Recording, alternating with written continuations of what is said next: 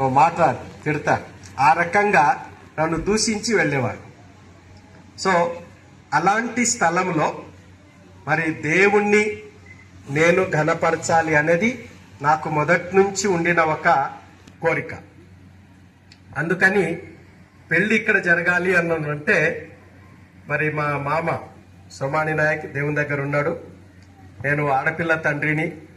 నా ఇంటి ముందు నా కూతురు పెళ్లి చేయకపోతే నాకు గతి లేదనుకుంటారు కదా, ఊర్లో నాకు నామోషిగా ఉంటుంది. అట్లెట్లా అంటే ఆయనను ఒప్పించడానికి చాలా కష్టపడి ఇక్కడ పెళ్లి చేసుకున్నాను. పెళ్లి పిల్లను తీసుకురావడానికి వెళ్ళిన వాళ్ళలో టోపియా నాయక్ అండ్ లాక్యా నాయక్ మా కజిన్ బ్రదరు, ఈయన కూడా కజిన్. ఎంగేజ్మెంట్లో ఉన్నాడు, పెళ్లి సందర్భంగా ఉన్నాడు. తర్వాత తండాలో మంచి మరి నాయకత్వము ఇస్తూ అన్ని విషయాల్లో చేస్తూ ఉన్నాడు. నేను చెప్పడానికి చాలా విషయాలు ఉన్నాయి. అయితే క్లుప్తంగా కొన్ని మాటలు ఈరోజు ఇక్కడ నిలవబడడానికి దేవుడు చూపించిన కృపను, ఆయన మరి ఏ రీతిగా నన్ను అంచెలంచెలుగా నడిపించాడో ఆ విషయాలు మీతో పంచుకోవాలి అని ఆశపడుతూ ఉన్నాను. క్లుప్తంగా నేను మరి నా స్నేహితుడు శ్రీనివాస్ మూర్తి వచ్చిన తర్వాత ఇంత పల్లెటూరులో ఇక్కడ ఎందుకు చేసావురా అని అంటే ఇది నా ఊరు అంటే ఆశ్చర్యపడ్డాడు. ఇక్కడ నేను పుట్టి పెరిగాను. మరి ఇక్కడ నేను ఉన్నప్పుడు హైదరాబాద్ గురించి చాలా వినేవాడిని. మా మామ ఒక ఆయన ఉండేవారు, సీతారామ నాయక్ అని. ఆయన నాకు తెలిసి హైదరాబాద్కు మొట్టమొదటిసారిగా వెళ్ళినవాడు అనుకుంటున్నా. ఆయన రిక్షా దొక్కడానికి వెళ్ళేవాడు. అప్పుడు కమ్యూనల్ రైట్స్ అవి కర్ఫ్యూలు ఏర్పడినప్పుడు వచ్చేసి ఇక్కడ ఉండేవాడు. మా అమ్మ దగ్గరికి వచ్చి ఆ మామ మాట్లాడేవాడు, హైదరాబాద్ ఎట్లా ఉంటుంది అనే వర్ణించేవాడు. అప్పుడు మా ఊర్లో ఎలక్ట్రిసిటీ లేదు. There was no electricity in my village those days. రోడ్లు అన్ని డొంక రోడ్లు తప్ప ఇప్పుడుండే ఈ రోడ్లు ఇట్లాంటివి లేవు. సో ఆయన హైదరాబాద్ గురించి వర్ణిస్తుంటే ఏమనిపించేది, ఎట్లా చెప్పేవాడు తెలుసా? అమ్మ, అక్క అనేవాడు మా మమ్మీని. అక్క, అక్కడ రోడ్డు ఇదిగో ఈ అరచేతిలాగా నున్నగా ఉంటాయి అనేవాడు. అంటే తార్ రోడ్డు అంత స్మూత్ గా మంచి. మనకు అట్లాంటి రోడ్ అప్పుడు ఆ టైంలో, నా చిన్నప్పుడు, ఐఎమ్ 53 నా, so maybe I was 6 years 7 years. So those days he use to just describe about Hyderabad. రోడ్లు ఇట్లా హత్యలీర్నై రా అనేవాడు. అర్ధరాత్రి కూడా పట్ట పగల్లాగా ఉంటుంది అక్క అక్కడ అనేవాడు. అంటే లైట్స్, బ్రైట్ లైట్స్. తర్వాత లైన్స్, రోడ్లు పొరపాటున కాలు ఇట్లా పెడితే కట్ అయిపోతుంది రేట్. అంత ఎగ్జాజరేషన్ చెప్పేవాడు. ఆయన చెప్తా ఉంటే నేను చిన్నవాడిగా మా అమ్మతో ఉండి ఆ మాటలు వింటూ ఉంటే నాకు ఆలోచన వచ్చేది, మనసులో అనిపించేది, అబ్బా ఇంత గొప్ప ఆ ఊరు హైదరాబాద్కు జీవితంలో ఒక్కసారన్నా పోవాలి, ఒక్కసారన్నా వెళ్ళి రావాలి, చూడాలి అనే ఆశ మనసులో మెదిలేది. తర్వాత అప్పుడు మరి ఇప్పుడైతే మనకు విమానాలు పోయేటి వినిపించవు. కొన్నిసార్లు ఎయిర్పోర్ట్స్ దగ్గరకు ఉంటే కనిపిస్తాయేమో, కానీ అప్పుడు బాగా సౌండ్ చేసి ఇట్లా విమానాలు పోతే ఇండ్లల్లో లోపల ఇంట్లో ఉన్నా కూడా బయటకు వచ్చి ఆ విమానాలు పోయేటి చూసేవాళ్ళం. మరి మీరు ఎంతమంది చూసినో తెలియదు. సో అట్లా చూసేటప్పుడు హైదరాబాద్కి అయితే ఒక్కసారన్నా పోయి రావాలి అని నిర్ణయించుకున్నా. కానీ విమానం గురించి మనం ఎప్పుడన్నా ఎక్కుతామా, doubt. So no guarantee, no surety. అలా చిన్నప్పుడు ఆలోచనలు ఉండేటివి. 8 సంవత్సరాల వరకు మరి ఇక్కడ అన్నా ప్లీజ్ కమ్ ఫార్వర్డ్. సో అలా చిన్నప్పుడు మరి 8 సంవత్సరాల దాకా నేను స్కూల్కు పోయినా ఇది లేదు. నాకు 8వ ఏట మా పెద్దన్న శ్రీధర్ వాళ్ళ నాన్న తను పెళ్లి చేసుకున్నాడు. తర్వాత ఇక్కడ గుడిపల్లి అని ఒక ఊరు ఉంటుంది, ఆ ఊర్లో చిన్న ఉద్యోగం చేసేవారు. అలా అక్కడ హాస్టల్ ఏర్పడింది. తర్వాత స్కూల్, అక్కడ మంచి స్కూల్, హై స్కూల్ ఉన్నది. నన్ను మరి ఆయనకి ఎందుకు అనిపించిందో నన్ను తీసుకెళ్లి అక్కడ తన దగ్గర పెట్టుకొని స్కూల్లో జాయిన్ చేశాడు. ఆ రీతిగా నేను స్కూలుకు వెళ్ళడం అనేది ప్రారంభమైంది. మరి దేవుని కృప, నేను స్కూల్లో చక్కగా చదువుకోవడానికి కూడా దేవుడు నాకు కృపనిచ్చాడు. నేను స్టాండర్డ్గా చదువుకోవడానికి ఒక రకంగా మా పెద్దన్న కారణం. ఒక చిన్న మిస్టేక్ చేస్తే పట్న కొట్టేవాడు. ఆ దెబ్బ నన్ను బాగా నేను జాగ్రత్తగా రాయడానికి, నేర్చుకోవడానికి, గుర్తుపెట్టుకోవడానికి, మరలా మిస్టేక్ చేయకుండా ఉండడానికి ఇదయ్యాయి. మా నాన్న కంటే ఎక్కువ నాకు మా అన్న, మా పెద్దన్న అంటే గౌరవము. మరి ఆయన పాత్ర నా జీవితంలో ఎక్కువ ఉంది అని నేను తప్పకుండా చెప్పాలి. సో ఆ రీతిగా నేను మొదలైన నా జీవితము 8వ తరగతి వరకు, 7వ తరగతి వరకు అక్కడ చదివాను. 8వ తరగతిలో నేను మరి మెరిట్ స్కాలర్షిప్ ద్వారా ఏపీఆర్ఎస్ గురుకుల పాఠశాలలో, ఇప్పుడు శ్రీనివాస్ మూర్తి మేము అక్కడే కలుసుకున్నాం. ముషీరాబాద్లో నాకు సీట్ వచ్చింది. అది కూడా ఇంకొక స్టోరీగా చెప్పుకోవచ్చు. ఎందుకంటే రెగ్యులర్ టైంలో సీట్ వచ్చి ఉంటే నేను సర్వేలకు వెళ్ళేవాడిని. నల్గొండ జిల్లాకు రెసిడెన్షియల్ స్కూల్ సర్వేల్ అనే ఒక ఊరు ఉంటుంది, అక్కడికి వెళ్ళేవాడిని. కానీ నాకు మామూలుగా మొదటి లిస్టులో నాకు సీట్ రాలేదు. ఇక నాకు రాలేదని బాధగా ఉండింది. ఇక లేదులే అవకాశం అనుకున్నాను. కానీ డిసెంబర్ మాసంలో ఒక లెటర్ వచ్చింది. హైదరాబాద్లో బి సెక్షన్ స్టార్ట్ చేశారు. అక్కడ ఇంకొక సెక్షన్ స్టార్ట్ చేసినప్పుడు నల్గొండ డిస్ట్రిక్ట్ నుంచి ఒక 8 మందిని తీసుకున్నారు. ఆ 8 మందిలో నేను ఒకడిగా హైదరాబాద్కు వెళ్ళడం జరిగింది. ఆ రీతిగా నా చిన్ననాటి కోరిక ఏది, హైదరాబాద్కు ఒక్కసారన్నా వెళ్ళి రావాలి అనేది తీరిపోయింది. హైదరాబాద్లో 8th నుంచి 10th వరకు అయింది. ఇక ఇంటర్మీడియట్ టైంలో అప్పుడు మా పెద్దన్న, వదిన వాళ్ళు దేవరకొండలోనే ఉంటున్నారు. ఉద్యోగరీత్యా అక్కడికి ట్రాన్స్ఫర్ అయి దేవరకొండలో ఉన్నారు. మా తల్లిదండ్రులు ఆర్థికంగా హెల్ప్ చేసే అంత పరిస్థితుల్లో లేరు. అప్పటి వరకు గవర్నమెంట్ హాస్టల్లో ఉంటూ గవర్నమెంట్ వాళ్ళు ఇచ్చే బట్టలు తొడుక్కునేవాడిని. ఇప్పుడు కాలేజీకి వెళ్ళాలి, నాకు ప్యాంట్స్ కావాలి అంటే ఇంట్లో ఎందుకు నిక్కర్స్ మీద వెళ్తే ఏమైనా కొడతారా అనేవాడు. అప్పుడు మా ఒక అన్న అక్కడ కూర్చున్నాడు. ఆయన మరి తెలిసి అన్నాడో తెలియక అన్నాడో, ప్యాంట్ లేకపోతే కాలేజీకి రానియరు అన్నాడు. అందుకు నాకు ప్యాంట్స్ గుర్తించి, లేకపోతే నై. ఆ రకంగా మరి నేను ఇక్కడే హైదరాబాద్లో మరి 10th అయిపోయినా కూడా ఇంటర్మీడియట్ ఇక ఇక్కడే చేయాల్సి వస్తుంది అనుకున్నా. అప్పుడు కూడా ఒక ట్విస్ట్ జరిగింది.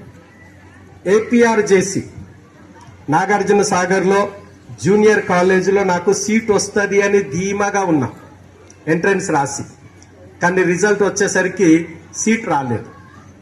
దేవరకొండలో చదవడం నాకు వ్యక్తిగతంగా అప్పుడు అంత ఇష్టంగా లేకుండే. ఎందుకంటే అప్పుడు అంతా ఈ స్టూడెంట్ యూనియన్స్ స్ట్రైక్స్ బాగా ఉండేటివి.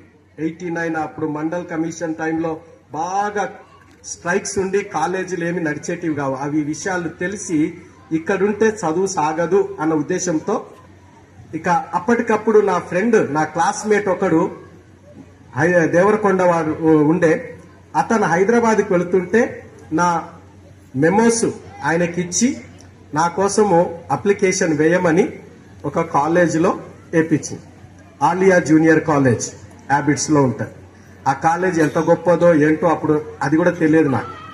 కానీ అప్పటి గవర్నమెంట్ జూనియర్ కాలేజెస్లో that was the top most junior college. Apply చేశాను. ఫస్ట్ లిస్ట్ పడింది అన్నప్పుడు నేను తెలుసుకొని, నాకు వచ్చిందో లేదో తెలుసుకోవడానికి వెళ్ళి, నేను అడ్మిషన్ వచ్చింది. నాకు అడ్మిషన్ కొరకు కొంచెం ఒక 100 రూపాయలు ఖర్చు అవసరం ఉండే. ఆ 100 రూపాయల కొరకు నేను ఇంటికి వస్తే మళ్ళీ రానుగోను ఖర్చులు అవుతాయి అన్న ఉద్దేశంతో నేను అక్కడే ఉండే మా కజిన్ బ్రదర్ ఒకతను బిచ్చానాయక్ అని ఉప్పల్లో ఉండేవాడు. ఇప్పుడు ఈ స్ట్రీట్ నెంబర్ 8 అక్కడ పనిచేసేవాడు. అతని దగ్గర బదులు తీసుకొని ఇంటికి వెళ్ళి తెచ్చిద్దాం అనుకొని వెళితే ఆయన నా దగ్గర లేవు తమ్ముడు, నేను అడిగి ఇస్తా అని వాళ్ళ కొడుకు వాళ్ళు పనిచేసే ఒక ఫ్యాక్టరీ వాళ్ళ ఓనర్ దగ్గరికి తీసుకెళ్ళారు. ఆయన నా దగ్గర లేవని చెప్పి ఇంటికి తీసుకెళ్ళాడు. వాళ్ళ ఇంట్లో జయశీలమ్మ గారు అంటే భాన్ లూథర్ సారు వాళ్ళ ఇంటికి వెళ్ళడం జరిగింది. వాళ్ళు ఎవరో నాకు అస్సలు తెలియదు. వాళ్ళు ఇక్కడే దేవరకొండనే. ఆయన చందంపేట మండలంలో విలేజ్ డెవలప్మెంట్ ఆఫీసర్గా పనిచేసేవాడు. ఇక్కడ మా బావగారు అవుతారు ఒక ఆయన చిన్య నాయక్ అని, ఇస్లాం చిన్య నాయక్ వాళ్ళ ఇంటికి వచ్చిపోయేవారంట, కానీ నాకు పరిచయం లేదు, నేను ఎప్పుడు ఆయన చూడలేదు. కానీ వాళ్ళ కుటుంబం హైదరాబాద్లో ఉండేది. అక్కడ వాళ్ళని కలవడం జరిగింది. 100 రూపాయలు తీసుకున్నా. ఆ అమ్మ ఏమనుకుందంటే నేను ఏదో వాళ్ళ చిన్న ఫ్యాక్టరీ ఉంటే దాంట్లో పని చేస్తుందేమో అనుకుందంట. కానీ వాళ్ళ కొడుకులు అందరు కూడా ఆలియా జూనియర్ కాలేజీలో చదివారు. 10th క్లాస్ డిస్టింక్షన్లో పాస్ అయ్యాడు అనగానే ఆమె ఒక మాట అడిగింది, నేను అసలు ఎక్స్పెక్ట్ చేయలేదు. ఏమంటే నువ్వు ఎక్కడుండి చదువుకుంటావు, ఎట్లా చదువుకుంటావు అంటే, ఎవరన్నా ఫ్రెండ్స్తోని రూమ్ షేర్ చేసుకోవాలి, మరి ఎక్కడన్నా ఏదన్నా చిన్న పార్ట్ టైం జాబ్ కూడా చూసుకోవాలమ్మా అని చెప్పాను. నేను ఎక్స్పెక్ట్ చేయని ఒక ప్రపోజల్ ఆమె దగ్గర నుంచి వచ్చింది. అదేమిటంటే, నీకు ఎక్కడ ఉండడానికి స్థలం దొరకకపోతే నా ఇంట్లో ఉండి చదువుకో, నేను హెల్ప్ చేస్తా అన్నది. ఆ మాట నాకు చాలా గొప్ప అవకాశంగా అనిపించి ఇంకెక్కడ ట్రై చేయడం కూడా ప్రయత్నం కూడా చేయకుండా ఒక వారం తర్వాత అమ్మ నాకు ఎక్కడ స్థలం దొరకలేదు, మీ ఇంట్లో ఉంటాను. అట్లా వాళ్ళ ఇంట్లోకి వెళ్ళడం జరిగింది. అప్పటి వరకు వాళ్ళు క్రిస్టియన్స్ అని నాకు తెలియదు, వాళ్ళు క్రైస్తవులు అన్న విషయం నాకు తెలియదు. అప్పుడు నాకు ఒక డైలమా వచ్చింది. అప్పటి వరకు నేను చదువులో బాగున్నా, భక్తిలో కూడా బాగున్నా. నాకు నా తల్లిదండ్రులు పూజించిన దేవి దేవతలంటే నాకు చాలా ఇష్టం. అందరితో పాటు 7వ తరగతిలో నేను అప్పుడు చాలామంది మొక్కుకోవడం, వెంట్రుకలు పెంచి దేవునికి ఇవ్వడం అనేది చాలామంది ఇప్పటికి కూడా కొంతమంది చేస్తూ ఉంటారు. ఇక్కడే మత్రుసాదని మార్కాపురము దారిలో ఒక మా వాళ్ళు పూజించే ఒక స్థలం ఉంది. అక్కడికి వస్తా నేను 7th పాస్ అయితే అని మొక్కుకున్నా. ఎండాకాలంలో అక్కడికి మొక్కు తీర్చుకోవడానికి మా నాన్న నేను వెళ్ళి అడవిలో ఉండేది. ఇప్పుడైతే కొంచెం ఇదైంది, కానీ అక్కడికి ఇట్లా భక్తి చూపించడంలో నాకు చాలా ఇష్టం ఉండే. దేవుని గురించి, దేవతల గురించి లిటరేచర్ చదవడం ఇవన్నీ కూడా చేసేవాడిని. ఇప్పుడు ఈ లింక్లో ఉండడము నాకు కొంచెం ఇబ్బందిగా ఉండేది. అప్పటికే భయం. ఆ సంవత్సరమే వీళ్ళింట్లోకి అంటే వెళ్ళక ముందు ఒక కొన్ని నెలల ముందు అనుకుంటా, ఎండాకాలంలో ఇగో ఈ టైటస్ అన్న వాళ్ళు దేవరకొండ ఎంబీ చర్చ్ వాళ్ళు, అప్పుడు వీళ్ళు ఎవరో నాకు పరిచయం లేదు, కానీ ఈ ప్రాంతానికి సువార్తకు వచ్చారు. ఇక మన ఈ స్కూల్ వెనకాల ఒక చిన్న స్కూల్ బిల్డింగ్ ఉంది. ఈ రూమ్లో ఉంటూ ఇక్కడ వాళ్ళు వంట చేసుకొని ఈ గ్రామాలన్నీ తిరిగి ఒకరోజు సాయంకాలం మన ఊర్లో కూడా, ఈ ఊర్లో కూడా వాళ్ళు సువార్త చెప్పారు. అదంతా అప్పుడే మనకేమి మైండ్కి ఎక్కలేదు. వాళ్ళు కొన్ని కరపత్రాలు ఇస్తే అది తీసుకొని ఇంటికి వెళితే, ఇప్పుడే సాక్ష్యం చెప్పిన మా అన్న తిట్టి వాపస్ ఇచ్చేయిపో, అది ఇంట్లోకి తెస్తే తన్నులు పడితే దెబ్బలు పడితే అది అని చెప్పి బెదిరిస్తే మళ్ళీ తీసుకెళ్ళి వాపస్ ఇచ్చేసి, అదే సంవత్సరము ఇట్లా ఈ క్రైస్తవ కుటుంబంతో ఉండడం. ఇప్పుడు నేను వీళ్ళ ఇంట్లో ఉంటే వీళ్ళు మతం మారుస్తారంట అనేది ఒక భయం. అంటే మన దేవుళ్ళను వదిలేసి వాళ్ళ దేవుని నమ్మాలి. క్రైస్తవుల దేవుడు అంటే ఎవరు? ఫారెన్ దేవుడు, తెల్లోళ్ళ దేవుడు, ఇంకేదో బంజారా ప్రజలను బట్టి తక్కువ కులస్తుల దేవుడు అని ఒక భావం ఉంది. నేను నమ్మేది చాలా మంది దేవుళ్ళను. యేసుప్రభు నమ్ముకుంటే వీళ్ళందరిని వదిలేసి ఆయనను ఒక్కడే నమ్మాలంట. ఇప్పుడు నేను ఇక్కడ వీళ్ళింట్లో ఉంటే నన్నెక్కడ యేసుప్రభులో కలుపుకుంటారో అని ఒకలాంటి భయం ఏర్పడింది. ఉండాలన్నా వెళ్ళిపోవాలి. వెళ్ళిపోతే నాకు ఆర్థికంగా చాలా ఇబ్బందులు ఎదుర్కోవాలి. ఉంటే ఇలా మతం మారే ప్రమాదం ఉంది. ఇప్పుడు ఏం చేయాలన్న ఆ డైలమాలో నాకు ఒక ఆలోచన, నాకు నేనేమనుకున్నానంటే, సరే వీళ్ళ ఇంట్లో ఉండి జాగ్రత్తగా వీళ్ళ ఇన్ఫ్లుయెన్స్కి లోనవ్వకుండా, వాళ్ళ మాటకు పడిపోకుండా జాగ్రత్తగా ఉండి ఏదో రకంగా సమయం గడుపుకొని వెళ్ళిపోదాం అనే ఆలోచనతోని ఉండడం మొదలుపెట్టాను. ఇక నేను ఊహించినట్టు భయపడినట్టు ఇక ఆ అమ్మగారు నాకు ఒక బైబిల్ ఇచ్చి, బాబు దీన్ని రోజు చదువు అన్నారు. రోజు కూర్చోబెట్టుకొని బైబిల్ కథలు చెప్పేది. ఇక అక్కకు అన్నకు ఆ తల్లి ఎట్లాంటిదో వీళ్ళకి బాగా తెలుసు.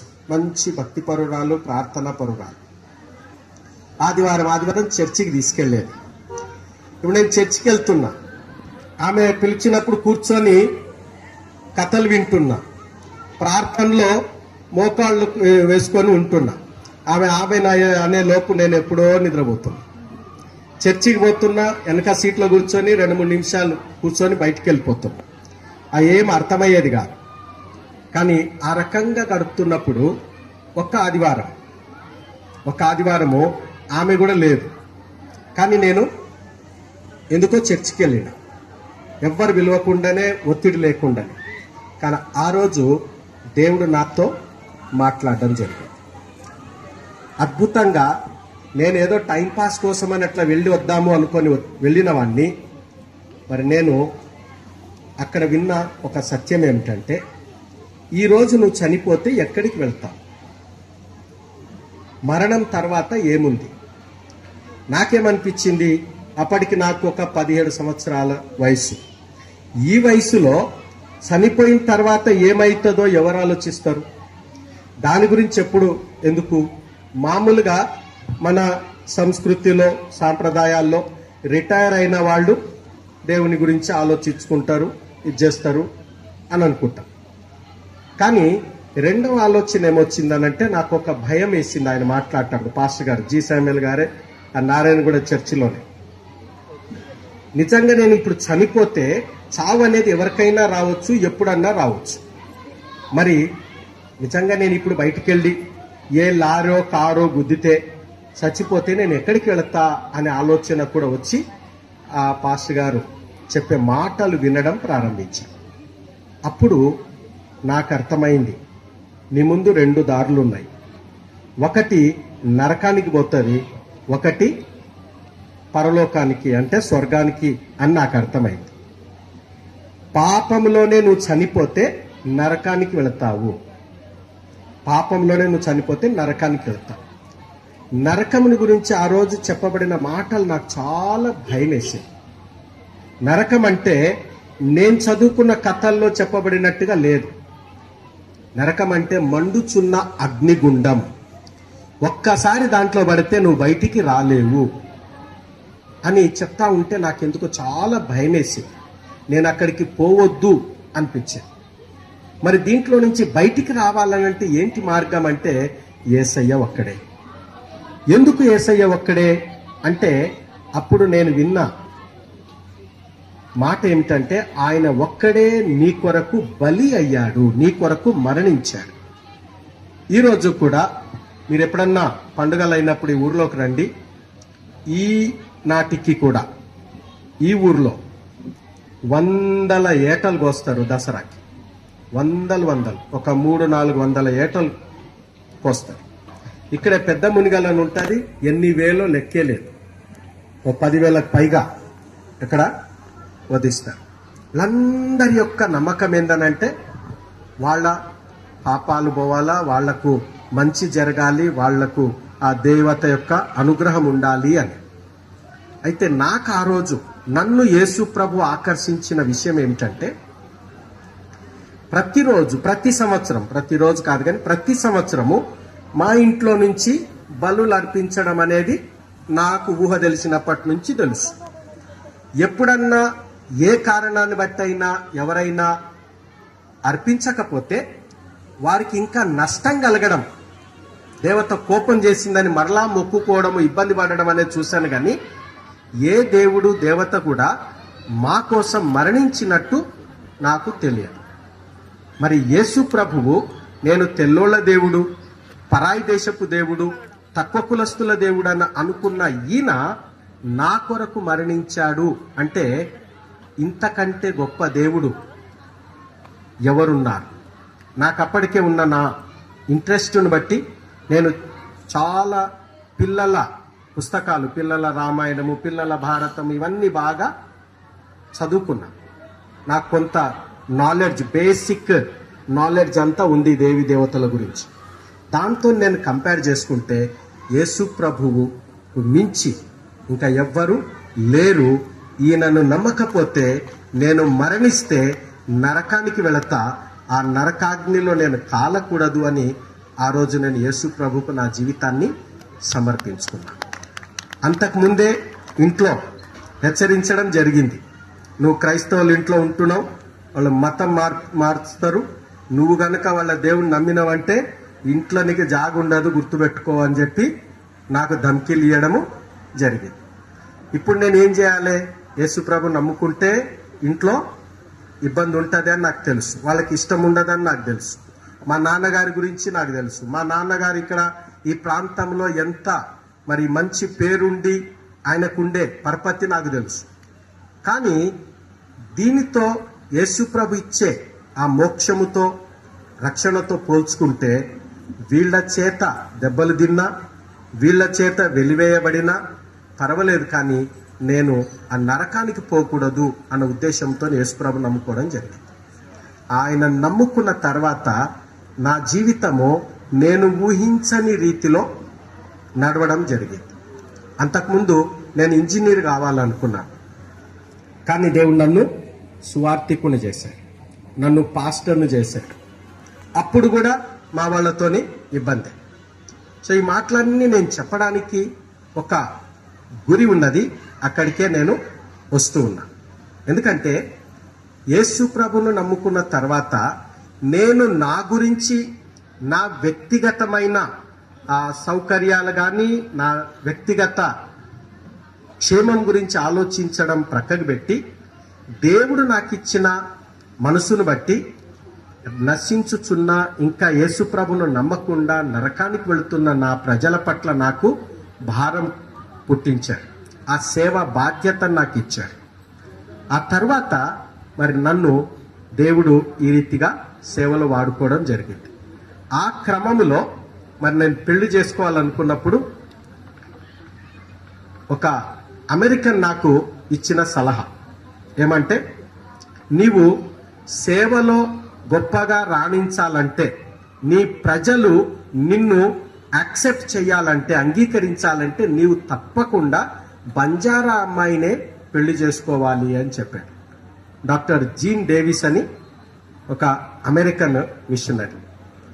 ఆయన మాట నాకు బాగా బలంగా నాటుకొని అర్థమయ్యి అప్పుడు బంజారా అమ్మాయి కొరకు వెతుకుతూ ఉన్నా. 4 క్వాలిఫికేషన్స్ ఉండాలని పెట్టుకొని 1, 2, 3, 4 పెట్టుకున్నా. మొట్టమొదట బంజారా అమ్మాయి ఉండాలి. 2 బిలీవర్, యేసు ప్రభువును నమ్మి ఉండాలి. 3 అప్పుడు నేను పెట్టుకుంది గ్రాడ్యుయేట్ అయి ఉండాలి. ఎందుకంటే నేను అప్పటికే ఒక నాయకుడి స్థానంలో దేవుడు నన్ను ఉంచి ఉన్నాడు. ఒక ఆర్గనైజేషన్కి జనరల్ సెక్రటరీగా ఉన్నాను. కాబట్టి నాకు ఒక చదువుకున్న అమ్మాయి ఉంటే నాకు సేవలో ఎక్కువ సహకరిస్తుంది. 4వది నాతో పాటు సంపూర్ణ సేవలో ఉండాలి. అంటే ఫుల్ టైం మినిస్ట్రీకి ఇష్టపడే అమ్మాయి ఉండాలి.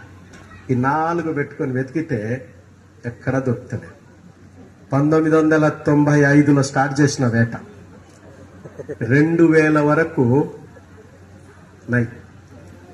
చాలా సంబంధాలు చూస్తున్నాం, చాలా చోట్ల చూస్తున్నాం, చాలా రాష్ట్రాలు కూడా అంతర్రాష్ట్రీయంగా అంతర్జాతీయంగా పోలేదు, కానీ కర్ణాటక, మహారాష్ట్ర అక్కడిక్కడ అన్ని కూడా ట్రై చేయడం ఇచ్చేసాం.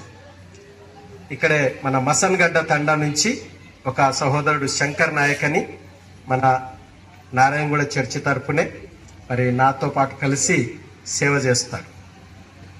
ఇప్పుడు ముకుందాపురంలో ఉన్నాడు. ఇట్లా సేవకులు కూడా చాలా మంది నాతో ఉన్నారు. వాళ్ళందరూ కూడా నాతో పాటు వెతకడం, ఎక్కడన్నా ఒక మంచి అమ్మాయి కనబడితే ఈమె మా సార్కి ఏమైనా పనికొస్తుందా అని ఎంక్వైరీ చేయడం చేసేవాడు. అట్లా ఒక అమ్మాయి ఉంది అని సూర్యాపేట ప్రాంతంలో వెళితే ఆమె కాకుండా ఈమె కనబడి, సో వెళ్ళి అన్న ఇట్లా అమ్మాయి ఉంది అని చెప్తే సరే వెళ్ళి చూసొద్దాము అనుకొని చూడ్డానికి వెళ్ళాను. నేను ఒక మాట అంటే మీకు ఈ మాట చెప్పాలి. వెళ్ళిన వెంటనే ఇంకా ఆమె గురించి ఏమీ తెలియక ముందే ఇక్కడ ఒక సిగ్నల్ వచ్చింది. ఎందుకురా? సో దేవుడు ఏర్పాటు చేసిన అమ్మాయి అంటే ఈమెనే అని నా మనసుకు అనిపించింది. ఇక తర్వాత నేను అడిగితే యేసుప్రభు గురించి ఆమెకి ఏం తెలియదు. ఆమెకి యేసుప్రభు నమ్ముకున్న ఒక ఫ్రెండ్ ఉంది, కానీ అంతకంటే ఎక్కువ ఏమీ తెలియదు.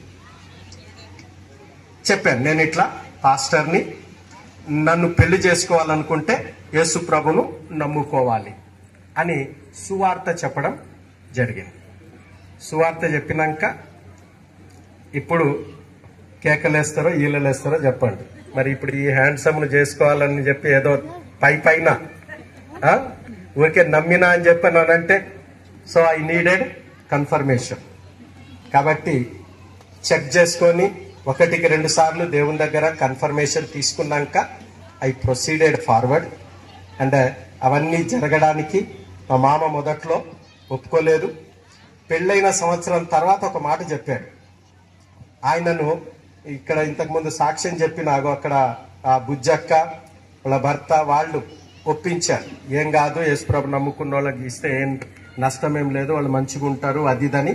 వాళ్ళది డోర్నకల్లు, లాజరస్ లాల్ సింగ్ గారు వాళ్ళకి చుట్టం. కాబట్టి చెప్పి ఒప్పించి పెళ్లి చేశారు. మా మామ చెప్పిన మాట ఏందనంటే, పెళ్లి రోజు కూడా అవకాశం దొరికితే ఏ వంక దొరికినా పెళ్లి ఆపేసి వెళ్ళిపోదాం, అమ్మాయిని తీసుకొని వెళ్ళిపోదాం అనుకున్నాడంట. అనుకొని వచ్చిందంట. కానీ ఆయన చెప్పిన మాట ఏందనంటే, దేవుడు నాకు అంత ఏదో తికమక చేసేసిండు. ఆ రోజు పెళ్లిలో నాకు ఉత్తరం ఏంటో దక్షిణం ఏంటో కూడా తెలియకుండా నాకు ఏదో మాయలాగా అనిపించింది. ఇక నాలో నాకే సోయలేదు. ఇక నీ పెళ్లి ఆపేది ఎక్కడ, అసలు నాకు అది చేత కాదు, దేవుడే అంతా మార్చేసి నన్ను అని తర్వాత ఆయన సాక్ష్యం ఇచ్చారు. మా పెళ్లి ఇంతకుముందు లెముయల్ గారు అన్నారు, పెళ్లికి ఎంతమంది వచ్చిర్రో అని. అప్పుడు మీరు రావాల్సి ఉండే. మా పెళ్లి ఈ ఏరియాలో రికార్డు ఇప్పటికీ బ్రేక్ కాలేదు. ఇప్పటికి కూడా ఏం టైటిల్ అక్కడ అయిందా రికార్డు. ఇప్పుడు ఈరోజు చల్లగుంది, కానీ ఆ రోజు భలే ఎండ ఉండే, చాలా మండుతుండే. ఇక ఈ స్కూల్ వెనక మొత్తము గ్రౌండ్ అంతా సాఫ్ చేసి దేవరకొండలో ఉండే దాదాపుగా టెంట్ హౌజులు అన్ని తెచ్చి టెంట్లు వేసిండ్రు. అక్కడ 2 DCMలు గడ్డివామిలాగా తీసుకొని వచ్చారు. అంత సామాన్తోని ఇక్కడ టెంట్ వేసి ఒక 1200 నుంచి 1500 మంది 25 సంవత్సరాల క్రితం ఈ పల్లెటూరులో అలాంటి పెళ్లి జరగడం అనేది అది మనుషుల వల్ల అయ్యేది కాదు. మనుషులు రమ్మంటే పిలిస్తే వచ్చేది కాదు. ఈ రోజు కొరకు మేము చాలా మందిని పిలిచాం. ఒక 300-400 మంది బయట నుంచి వస్తారు అని మేము ఎక్స్పెక్ట్ చేశాం. అంతమంది కోసం భోజనాలు ఏర్పాటు చేశాం.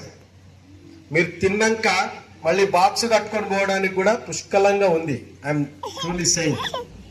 అంతా వంట చేశాం. కానీ ఈరోజు వచ్చిన వాళ్ళు ఇగో కొద్ది మంది. బట్ ఆ రోజు దేవుడు ఒక గొప్ప అద్భుతం చేశాడు. ఈ దారిన పోయే బస్సులు ఆపేసి ఇక్కడ ఏం జరుగుతుంది అని ఎంక్వైరీ చేసేవాళ్ళు. మా పెళ్లి తర్వాత దేవుడు గొప్ప అద్భుతం ఏం చేసిండంటే, క్రైస్తవ్యం గురించిన ఒక దృక్పథాన్ని, ప్రజల్లో ఉండే దృక్పథం మార్చేసిండు. క్రైస్తవులు అంటే ఏదో తక్కువ వాళ్ళని, గతి లేని వాళ్ళని, ఆ బిచ్చా అన్న అని నాకు 100 రూపాయలు ఇప్పించిండు చూడండి. ఆయన మాటల్లో చెప్పాలంటే క్రైస్తవ అంతా హల్లెలూయా హల్లెలూయా అనుకుంటూ ఊరు తిరిగి ఎవరన్నా వేస్తే తింటారు, లేకపోతే అట్లా తిరుగుతారని అట్లా ప్రచారం చేసేవాడు. కానీ ఈ పెళ్లి చూసిన తర్వాత క్రైస్తవుల్లో ఇంత గొప్ప వాళ్ళు ఉంటారా అని ఆశ్చర్యపడేటట్టు, అభిప్రాయాన్ని మార్చుకునేటట్టు దేవుడు మా వివాహాన్ని జరిగించి ఆయన మహిమ పొందాడు. అది కేవలం దేవునికే మహిమ కలుగుతుంది. మా పెళ్లి చూసి వీళ్ళ ఊర్లో మా పెళ్ళైన తర్వాత ఒక 6 నెలలు సంవత్సరం లోపుగా ఒక 20-30 కుటుంబాలు యేసుప్రభు నమ్ముకున్నారు. మా పెళ్లి చూసిన తర్వాత వాళ్ళ ఆలోచన మారి దేవుని గురించిన సదుద్దేశం కలిగి దేవుని సువార్తను అంగీకరించి నమ్ముకున్నారు. ఇప్పుడు అక్కడ వాళ్ళ ఊర్లో ఒక చర్చ్ ఉంది, పాస్టరు, అంత మంచి ఇదైతుంది, సేవ అవుతుంది. ఇలా సేవలో ముందుకు వెళ్ళడం జరుగుతూ ఉంది. నేను ఈ మాటలు చెప్పడంలో ఉద్దేశం ఏమంటే, మా ప్రాంతంలో ఇప్పుడు మీరందరూ చాలా మంది మా పిల్లల గురించి జ్ఞాపకం చేసుకున్నారు. మా పిల్లలు దేవుని దగ్గరికి వెళ్ళిన తర్వాత చాలా మందికి, మా బంధువులకు కూడా, మా సొంత అన్నదమ్ములలో కూడా కొంతమందికి ఉండే బాధ ఏందనంటే, ఈయనకి ఇప్పుడు ఏం లేకపాయనే అని, ఎందుకు దేవుడు వీళ్ళకి ఇట్లా అన్యాయం చేసిండు అని. కానీ ఒక్క మాట అందరు గుర్తుపెట్టుకోండి, దేవుడు మాకు అన్యాయం చెయ్యలేదు. అంటే మీకు అనిపిస్తుంది మరి నీకు పిల్లలు లేరు కదా అంటే, పిల్లలు లేరు అనే మాట కరెక్ట్ కాదు. ఇక్కడ లేరు, వాళ్ళు ఇక్కడ లేరు, కానీ ప్రభు దగ్గర అక్కడ ఉన్నారు. అందరం కూడా యేసు ప్రభు ఒక మాట చెప్తాడు, ఈ లోకమంతా సంపాదించుకొని తన ప్రాణమును పోగొట్టుకుంటే వానికి ఏం ప్రయోజనం? లోకమంతా సంపాదించుకొని తన ప్రాణం పోగొట్టుకుంటే అతనికి ఏం ప్రయోజనం? అంటే ఈ లోకంలో గొప్పగా బ్రతికి చివరికి చనిపోయి నరకంలో కాలితే అతనికి ఏం లాభము అని యేసుప్రభు యొక్క మాటకు అర్థం. ఇప్పుడు నేను సర్పంచ్ బాబు వాళ్ళ నాయన గురించి చెప్పిన కదా, మా ఊర్లోనే కాదు చుట్టుపక్కల ఊర్లలో కూడా అతను రిచెస్ట్ మ్యాన్. ఆయన దగ్గర ఎన్ని కోట్లు ఉన్నాయో మరి ఆయనకు కూడా తెలుసో లేదో నాకు తెలియదు. అన్ని కోట్లు ఉండి కూడా ఒకవేళ యేసుప్రభు మాట ప్రకారం యేసుప్రభు నమ్మకపోతే ఏం ప్రయోజనం? సో నా బిడ్డలు దేవుడు వారిని గొప్ప సాక్షులుగా, హతసాక్షులుగా వాడుకున్నాడు. వాళ్ళు చనిపోయే ముందు నాకు ఒక మాట, ఒక వచనము గుర్తుకొస్తూ ఉండేది, బైబిల్లో ఉండే మాట. అదేమిటి అంటే, గోధుమ గింజ భూమిలో పడి చనిపోతేనే గాని అది ఫలించదు. గోధుమ గింజ భూమిలో పడి మరణిస్తేనే గాని అది ఫలించదు. ఇక్కడ ఉండే వాళ్ళందరూ చాలా మంది వ్యవసాయం చేసేవాళ్ళు. మనం వేసే గింజ భూమిలో పడినప్పుడు అది చచ్చిపోయిందంటే మన చేతిలో నుంచి పోతుంది, మన నోటికి రాదు. కానీ ఆ గింజనే ఫలించి అనేక గింజలుగా తయారు చేసి తీసుకొని వస్తుంది. సో ఆ గింజ గురించి మనము బాధపడతామా? ఆ గింజ గురించి మనము పోగొట్టుకున్నట్టు కాదు కదా. సో దేవుడు మా విషయంలో మా 3 బిడ్డలను ఆ రీతిగా ఆయనకు సాక్ష్యంగా, ఆయనకు మహిమకరంగా, అనేకుల రక్షణ కొరకు ఒక సాదృశ్యంగా, ఆకర్షణగా ఉండడం కొరకు మా బిడ్డలను ఈ గోధుమ గింజలుగా, విత్తనాల గింజలుగా వాళ్ళను వాడుకున్నాడు. కాబట్టి మా పిల్లల విషయంలో వాళ్ళు చనిపోయారు అనే బాధ మాకు లేదు. శ్రీధర్ చెప్పినట్టు దుఃఖం ఉంటుంది, we miss them, కానీ మాకు పిల్లలు లేరనే బాధ లేదు. ఇంకొకటి, సంఘటన జరిగిన తర్వాత మా ఇంట్లో వాళ్ళు కానీ, బంధువులు కానీ, బయట వాళ్ళు కానీ చాలా మంది, మీరు చాలా ఇంకా వయసు ఉంది, మీరు మళ్ళా దేవుడు అద్భుతం చేస్తాడు, యోగుకి ఇచ్చినట్టు మీకు కూడా ఇస్తాడు, మీరు మళ్ళా పిల్లలు కనవచ్చు అని చెప్పి సలహాలు ఇచ్చారు. నేను కూడా కొంచెము నా కోసం కాదు కానీ తను తర్వాత మిస్ అవ్వద్దు, తను ఫీల్ అవ్వద్దు అని చెప్పి నేను కూడా అమ్మా మరి కావాలనంటే ప్రయత్నం చేద్దాం అని కొన్ని ప్రయత్నాలు కూడా చేశాం. కానీ ఒక 2 నెలలు మేము డాక్టర్ విజిట్స్ అయిన తర్వాత physically health wise we both were fit to have biological children. Doctor Mamata అని సికింద్రాబాద్ లో మంచి ఫేమస్ డాక్టర్, ఆమె she said yes we can start the procedure sir. నా జేబులో మొన్నటి దాకా కార్డు కూడా ఉండే మన దగ్గర రిజిస్టర్ చేసుకున్నాను. అయితే ఒకరోజు సుజాత ఉండి నాకు అసలు మరలా ఇంకొక పిల్లలంటే నేను అసలు వేరే వాళ్ళని ఊహించుకోలేకపోతున్నా, నాకు ఈ బిడ్డలు తప్ప ఇంకా ఎవరు నాకు అవసరం లేదు అని చెప్పడము, మనసులో ఎలాంటి సంతోషం ఎలాంటి ఆనందం మాకు లేదు. ఇద్దరికి కూడా అలాంటి ఫీలింగే ఉంది. అప్పుడు మేము ఇద్దరం కూర్చొని ఆలోచన చేసుకొని ప్రార్థన చేసుకొని ఒక నిర్ణయానికి వచ్చాం. దేవుడు మరలా పిల్లలు కనాలి అని కోరుకుంటే ఇచ్చిన వాళ్ళలో ఏ ఒక్కరినైనా కాపాడి ఉండేవాడు, మాకు ఒకవేళ పిల్లలే ఉండాలి అనుకుంటే. కానీ ముగ్గురిని ఒక్కసారి ఈ రీతిగా తీసుకోవడం ద్వారా God might have freed us from these responsibilities and wanted to use us for His glory. ఆయన మహిమ కొరకు, ఆయన పరిచర్య కొరకు, ఆయన సేవ ఇంకా ఎక్కువ చేయడం కొరకు మమ్మల్ని ఈ బాధ్యతల నుంచి విముక్తులను చేసి ఉండొచ్చు. కాబట్టి why should we get in to that again? మరలా కన్నవాళ్ళు ఎట్లుంటారో మన చేతిలో లేదు and we can't guarantee them. So ఉన్న వాళ్ళే మన పిల్లలు. మా ఇంటి నిండా పిల్లలు ఉన్నారు, అప్పటికే ఈ స్కూల్ నిండా పిల్లలు ఉన్నారు. ఈ సంవత్సరం తక్కువ ఉన్నారు, కానీ 2-3 సంవత్సరాల క్రితము we had more than 550 children. ఇప్పుడు వాళ్ళంతా కూడా మా పిల్లలే అని మా పిల్లలను వాళ్ళలో చూసుకుంటూ, మా పిల్లలుంటే మేము ఏం చేయాలనుకుంటామో అది వారికి చేయాలని ప్రయత్నం చేస్తూ ఈరోజు ఇక్కడ ఈ మీటింగ్ పెట్టుకోవడంలో ఉద్దేశం కూడా మామూలుగా మాకు వేరే ఏదో సెలబ్రేట్ చేసుకోవాలి, నాకు చాలా ఇబ్బందిగా ఉండింది ఇక్కడ కూర్చొని మీ చేత పొగిడించుకుంటూ అందరు వచ్చి మీరు మీరు అంటుంటే నాకు కొంచెం ఇన్కన్వీనియంట్గానే ఉండింది. Because I don't want this kind, but we wanted to do this just to honor God and count His blessings and thank Him, and to say these children that we love them, and I believe they also know that we love them. కొన్ని ఫోటోలు ఉన్నాయంటే పిల్లలు మా దగ్గర ఉండేటివి.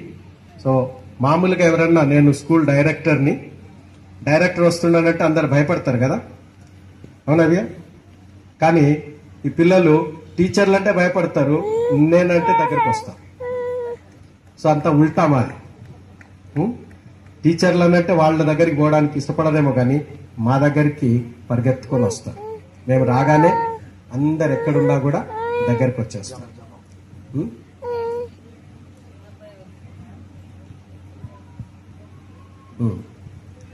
ఏం బాగుంది, 3 chains బాగున్నాయని చిన్నోడు వచ్చి చెప్తున్నాడట. ఉదయం నుంచి మాకు ఎంతమంది వచ్చి ఒక్కొక్కరు సార్ హ్యాపీ మ్యారేజ్ లైఫ్ అని చెప్తా ఉంటే ఎంత ముద్దు ముద్దుగా వాళ్ళందరూ వచ్చి ఎంత సిన్సియర్గా చెప్తా ఉంటే మాకెంతో తృప్తి.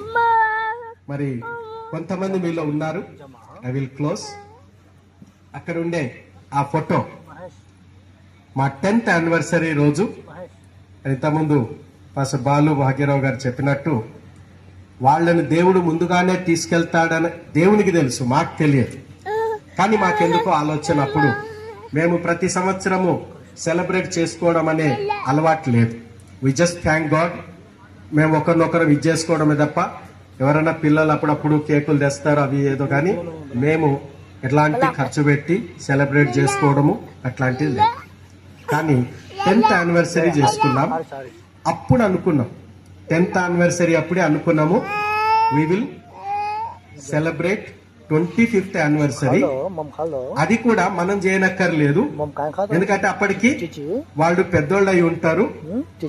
So they will take care of that అనుకొని అప్పుడు డిసైడ్ చేసుకున్నాం. బట్ ఈరోజు ఇంతకుముందు బాలు భాగ్యరావు గారు చెప్పినట్టు ఇదంతా కూడా నాదేం లేదు, అంతా మేడందే. ఆలోచన కూడా ఆమెదే, అరేంజ్మెంట్స్ ఆమెయే, ఎవరిని పిలవాలి అనేది కూడా లిస్ట్ కూడా ఆమెదే. సో నేను ఆమె పిలవకుండా ఆమె లిస్ట్ లో లేని only one guest is my friend Srinivas Murthy, అంతే. ఇంకా మిగతా వాళ్ళందరూ ఎవరన్నా నన్ను విలువలేదని అంటే నన్నెవరు అడగొద్దు, అంతా ఆమెనే అనుకుంది, చేసింది. మరి ఈ రీతిగా దేవుణ్ణి గణపరచడానికి దేవుడిచ్చిన కృప కొరకు వందనాలు. మీరందరూ మా కొరకు ప్రార్థన చేస్తున్నారు. Please continue to pray for us and we want to serve the Lord and glorify God to our utmost strength. Thank you. God bless you.